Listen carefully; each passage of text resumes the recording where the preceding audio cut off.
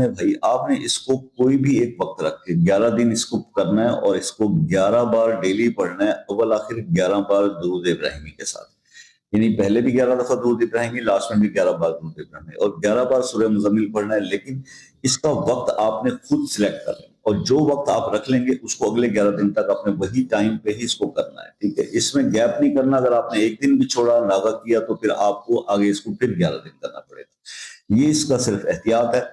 11 دن آپ یہ کریں گے تو انشاءاللہ جو آپ کے رزق کے معاملات ہیں اس میں بہت زیادہ بہتری اور امپرومنٹ آنا شروع ہو جائے گی، اور ایک سٹیج وہ آتی ہے کہ جب انسان سیٹسفیکشن کے لیول کو پہنچ جاتا ہے، انشاءاللہ جلدی آپ کو وہ بھی لیول حاصل ہو جائے گا۔ پھر اسے چاہے تو آپ ہر اسلامی مہینے میں نئے چاند کے بعد 11 بار یعنی 11 دن اس کو پڑھ لیا کریں، تو اس کو اپنی روٹین میں رکھیے گا، اللہ تعالیٰ آپ کو کامیاب کرے۔ فیڈ بیک ضرور دیجیے گا، بہت ہی آسان اور بہت ہی پاورفل عمل ہے، حضرت شاہ محدث دہلوی کے فیملی سے یہ عمل ہے، اور آپ سے